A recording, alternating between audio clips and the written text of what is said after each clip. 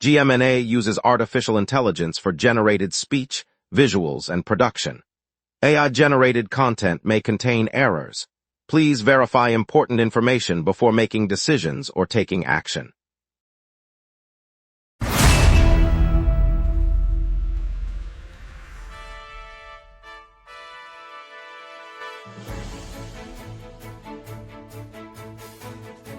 Live from the GMNA News Center, this is the Lunch Break News Hour. Good afternoon, I'm CJ Waterhouse. Tonight we'll look at Santé Quebec's call for an independent probe after 3 youths died at the Prévost Rehab Center, and remind everyone to keep conserving water while the aqueduct repairs continue. Traffic's moving with minor delays, and we'll hear about our Homa Bakery. Over to you, Jeff. The Montreal International Puppet Festival opens Friday at Place des Arts, showcasing more than 30 performances by local and international troupes, scheduled through next Sunday. Tickets are available online and at the venue box office, with family passes priced at $15 and individual seats at $8 each. The festival includes workshops for children on puppetry design, scheduled on Saturday morning and Sunday afternoon, led by award-winning puppet master Marie-Claude Bouchard. Lots to get to. Let's begin our lunchtime conversation now and dive into the stories ahead, right after this quick community note. Good morning, Montreal. Quebec's health agency Santé Quebec has asked for an independent probe into the March deaths of 3 youths at the Centre de Réadaptation Jeunesse de Prévost, part of the Batcho network. Colette Barbeau has the full story. Health officials have asked for an outside probe into the deaths of 3 young residents at the Prévost Youth Rehabilitation Center. The request, filed by the province's health agency on July 28, comes after the 3 fatalities occurred in March. The center, which operates under the Batcho Youth and Family Centers Network, is overseen by Quebec's health ministry. Santé Quebec said an independent investigation will look at the circumstances surrounding the March incidents and assess whether safety protocols were followed. Families and staff have been left reeling, and the agency said it will cooperate fully with any findings. The move aims to bring clarity to a community still mourning the loss. Colette Barbeau, GMNA News, Prévost. City officials are urging residents to keep cutting water use as the province-wide aqueduct overhaul presses on. A cooler summer has temporarily eased pressure on the system, but engineers warn that an early heat wave could push demand beyond current capacity. The repairs, which involve replacing aging pipes and upgrading pressure controls, require a sustained reduction in consumption to stay on schedule. Officials said the city will continue monitoring usage and will issue alerts if thresholds are approached. Households are asked to fix leaks, limit outdoor irrigation, and run dishwashers only with full loads. The message is clear: even though today's milder weather offers a brief reprieve, the work on the water network will not pause, and any surge in demand could delay completion and strain the supply. Officials also reminded that water restrictions could tighten if the city's reservoirs dip below safe levels. Funding for the first phase of Brossard's 30-story, 325-unit tower near the Panama REM station has been paused by the Quebec Pension Fund, awaiting better market conditions. Ramai Gaudreau has the full story. Construction crews have halted work on the high-rise slated for the Panama REM station site, as the Quebec Pension Fund backing the first phase pulled its money. The 30-story tower, designed for 325 apartments, was green-lit in November 2025. But funding is now on pause while the fund waits for more favorable market conditions. Officials from the city of Brossard said the suspension leaves the development in limbo, with no new timeline announced. The pause impacts both the projected housing supply near the new transit hub and the local economy that expected jobs from the build. Nearby residents have voiced concern about the delay, hoping the tower restarts soon. Ramai Gaudreau, GMNA News, Brossard. An Internal Employment and Social Development Canada report released early this morning reveals federal agencies have failed to enforce safety regulations against delinquent trucking firms operating in Quebec. The document links that inaction to a series of serious road accidents across the province in recent weeks, including multiple collisions that left dozens injured. Federal officials acknowledge the regulatory gap, citing limited resources and jurisdictional challenges as obstacles to taking action. Minister Mylene Creert said the government is reviewing the findings and will consider new measures to strengthen oversight of commercial carriers. Transport safety advocates warn the continued lax enforcement could further endanger motorists until concrete steps are taken. Authorities are urged to act swiftly to prevent additional tragedies on Quebec's highways. The analysis cites at least 3 crashes where overloaded trucks ignored weight limits, contributing to loss of control and fatal outcomes. Provincial police are continuing investigations while awaiting guidance. Laval's mayor is urging municipal approval to extend Montreal's Orange Metro line, arguing the project would be 10 times more efficient than Quebec's third link. Matthew Lachance has the full story. Mayor of Laval is pressing the provincial cabinet for green light on an extension of Montreal's Orange Metro line. He argues the added stretch would deliver service 10 times more efficient than the province's third link project, slashing travel times for commuters heading into the city core.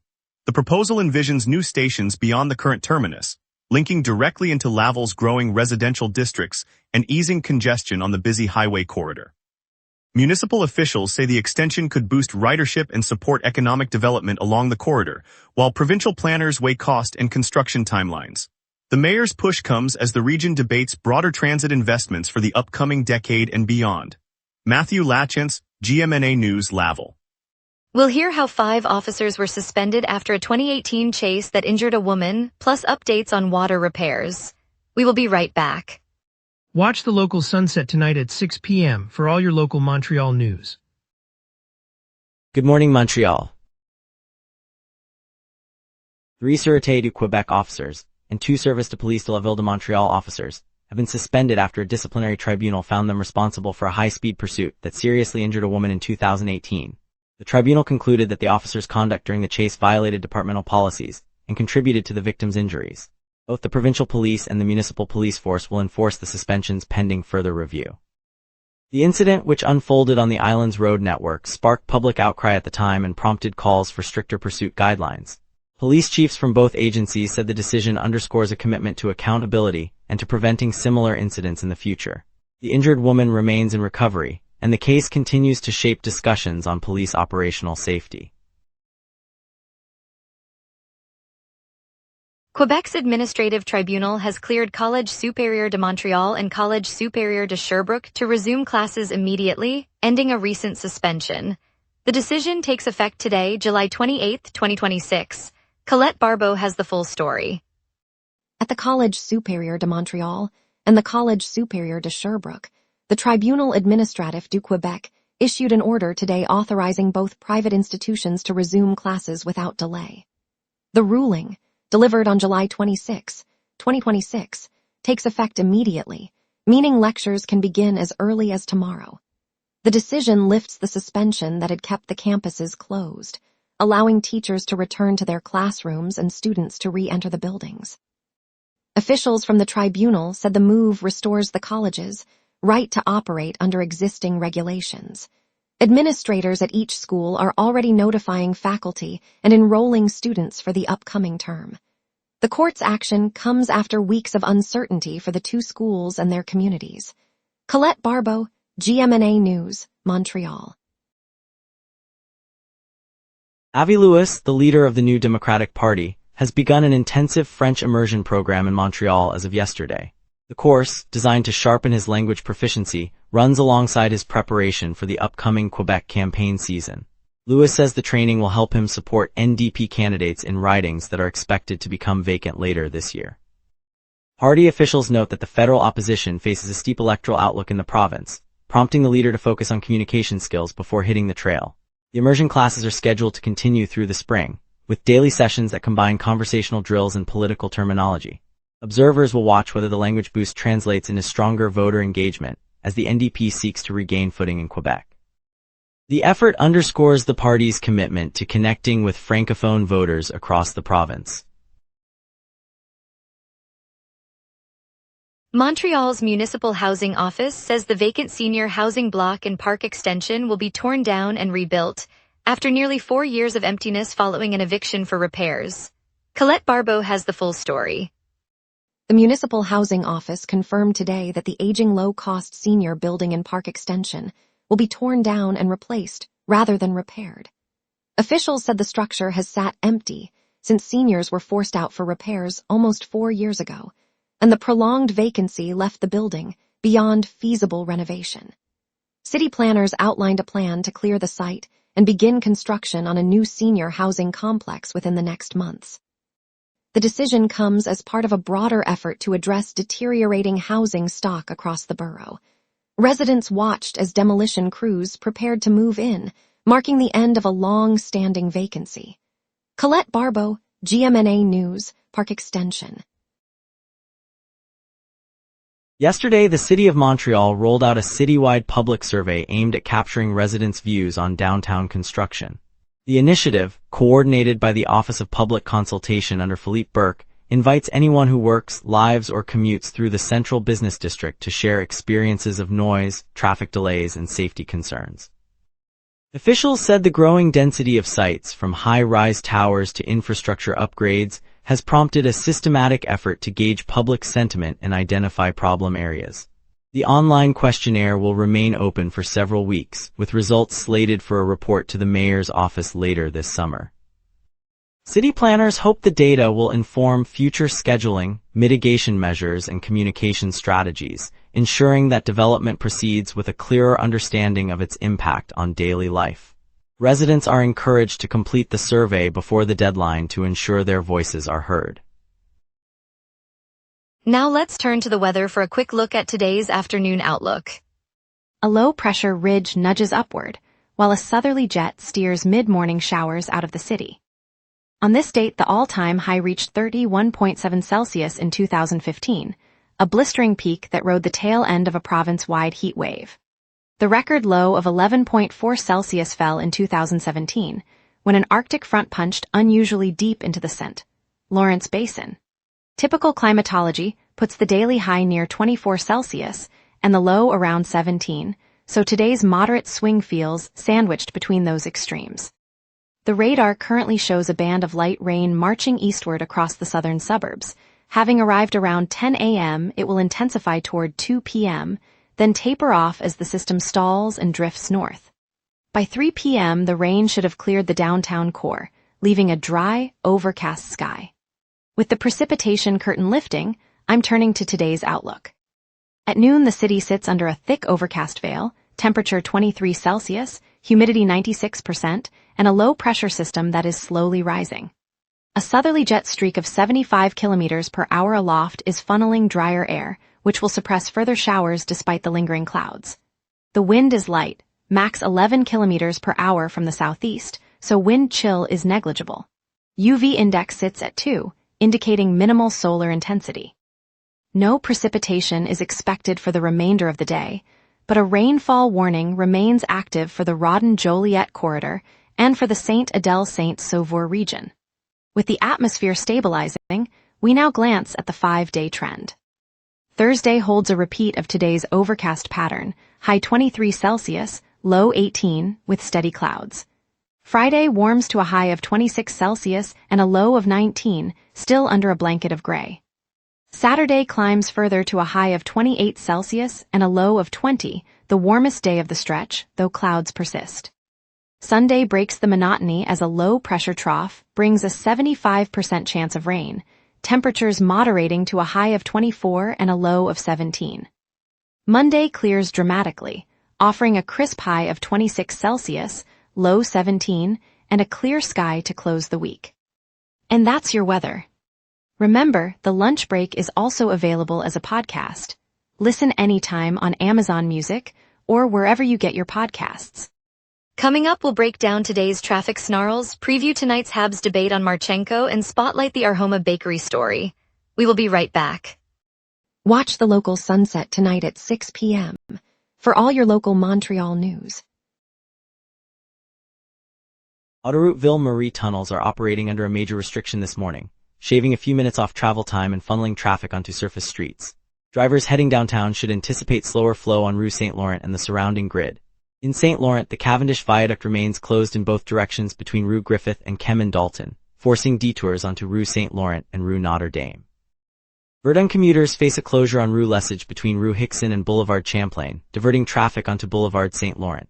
In Montreal Nord, Avenue Jean-Munier is shut between Rue Jules Fournier and Rue Damas, adding pressure to Boulevard Gouin. A minor obstruction sits on Chemin de la Côte des Neiges at the turn onto Chemin Belvedere, affecting southbound flow only. The Victoria Bridge to St. Lambert carries a slight restriction, but most vehicles still cross without delay. Elsewhere, the network is moving smoothly, though the Montreal 2026 event zones may see increased congestion this afternoon. No transit service interruptions have been reported. Fierté Montreal Pride 2026 is lighting up the city with non-stop indoor parties, comedy, dance, and theater, all happening right now across venues downtown. If you're looking for a family-friendly bite, head to Time Out Market Montreal, where free kids activities and a surprise Cirque du Soleil pop-up keep the energy high, perfect for a quick lunch break. And for a deeper dive into the world of the circus, Cirque du Soleil's Echo exhibition is on view at the same market, offering an intimate behind-the-scenes photo journey that reveals the artistry behind the spectacle. All three experiences are happening now, giving Montrealers a chance to celebrate Pride, enjoy great food, and discover the magic of the circus without leaving the downtown core. Stay tuned for more on the week ahead, including the upcoming Formula One Grand Prix weekend that promises high-octane excitement. And now here's Jason with sports. Morning buzz on the Habs, roster moves, youth core, and big price debates. The club is weighing Kirill Marchenko's price tag, asking if a king's ransom truly buys impact. Montreal sits atop the league's top 5 under 25 cores, yet the Brett Kulak trade still haunts the front office. Adam Engstrom emerged as the deadline's most coveted name, while Daniel Jacob prepares for a strong Laval Rocket debut. Nick Suzuki, Cole Caulfield, and Lane Hudson shared thoughts on Hudson's first NHL outing, while Ivan Demidov earned a nod as a potential breakout candidate. The Habs added Sasha Pastujov from Anaheim, sending Sean Farrell the other way, and goaltender Jake Allen voiced his displeasure with a 3-goalie rotation. The Canadians sealed a deal with Anaheim, swapping forward Sean Farrell for 23-year-old Sasha Pastujov. Both players carry restricted free agent status, giving Montreal flexibility to shape its scoring depth while retaining control over future contract negotiations. Our Homa Bakery on Rue St. Viateur in Mile End has just welcomed a new owner, former NFL star Laurent Duvernay-Tardif. Known for its handcrafted breads, flaky pastries, and a community table that feels like a living room, our Homa has become a staple of the neighborhood's morning routine. Duvernay-Tardif's investment brings fresh capital and a national profile to a shop that already feeds the street with its signature sourdough and seasonal treats. The deal signals confidence in Montreal's culinary talent and is expected to create new jobs, allowing the bakery to expand its roster of local suppliers. For many Montrealers, our Homa isn't just a bakery, it's the scent of home on a Sunday stroll. And now a feel-good story. Former NFL star Laurent Duvernay-Tardif takes the helm of Montreal's beloved Our Homa Bakery. Stay tuned. Coming up tonight at 6, the local sunset. Your neighborhood, your city, your news. From city hall decisions to the stories happening right on your street, we cover what matters most to Montrealers.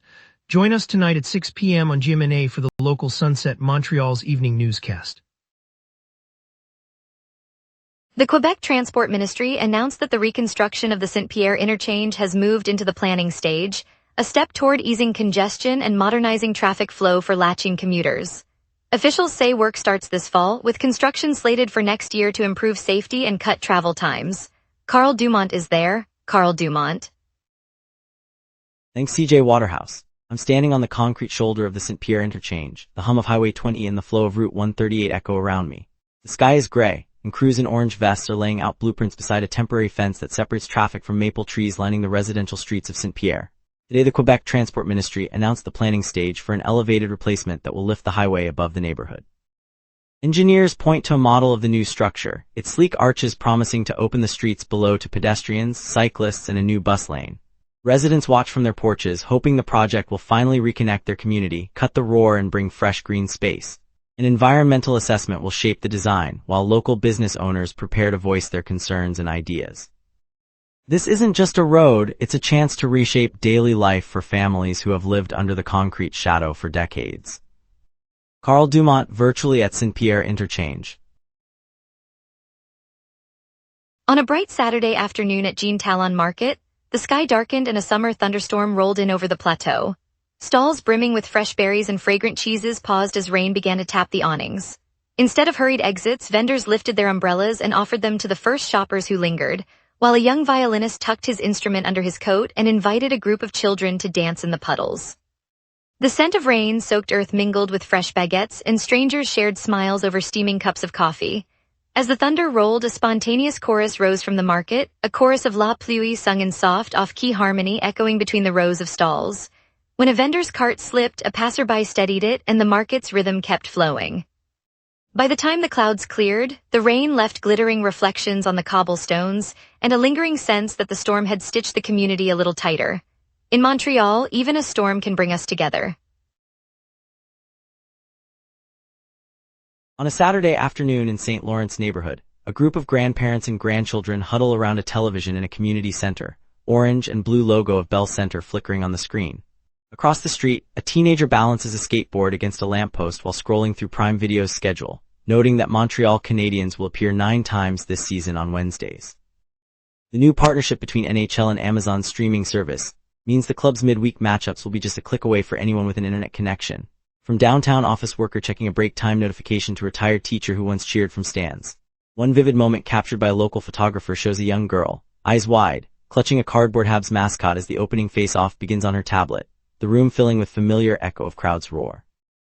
That simple, shared excitement underscores why the deal matters. It turns a solitary stream into a community gathering, keeping the spirit of hockey alive in living rooms and cafes alike. Tonight, City will feel the pulse of the game, no matter where it's watched. Thank you, Montreal, for joining us on the lunch break. Today's look at the decision to clear the vacant park extension block highlighted the city's push for renewal. We appreciate your insight and conversation. Tune in tomorrow for more stories that matter to our community and stay informed.